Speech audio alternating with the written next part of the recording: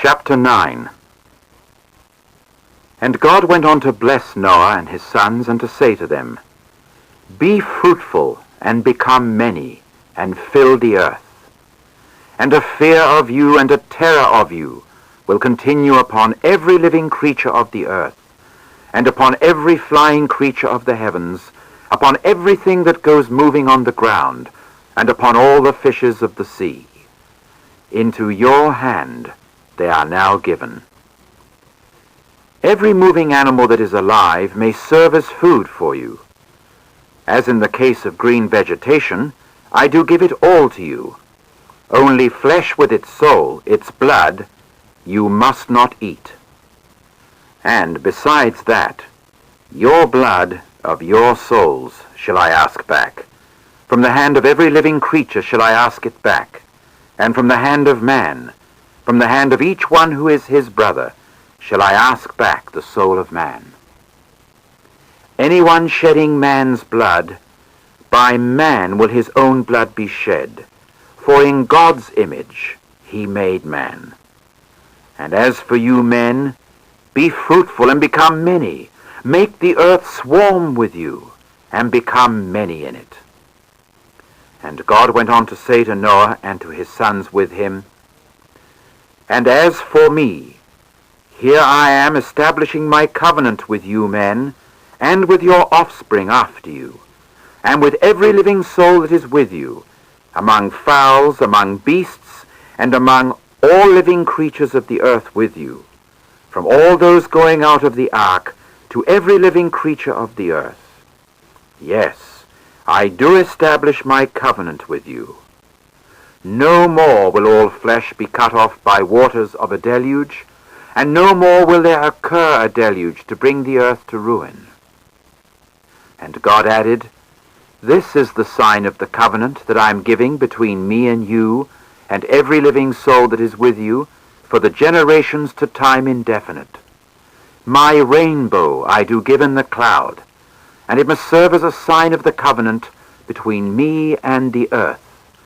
And it shall occur that when I bring a cloud over the earth, then the rainbow will certainly appear in the cloud. And I shall certainly remember my covenant, which is between me and you, and every living soul among all flesh. And no more will the waters become a deluge to bring all flesh to ruin. And the rainbow must occur in the cloud, and I shall certainly see it, to remember the covenant to time indefinite between God and every living soul among all flesh that is upon the earth. And God repeated to Noah, This is the sign of the covenant that I do establish between me and all flesh that is upon the earth. And Noah's sons who came out of the ark were Shem and Ham and Japheth. Later, Ham was the father of Canaan. These three were Noah's sons, and from these was all the earth's population spread abroad. Now Noah started off as a farmer, and proceeded to plant a vineyard. And he began drinking of the wine, and became intoxicated, and so he uncovered himself in the midst of his tent.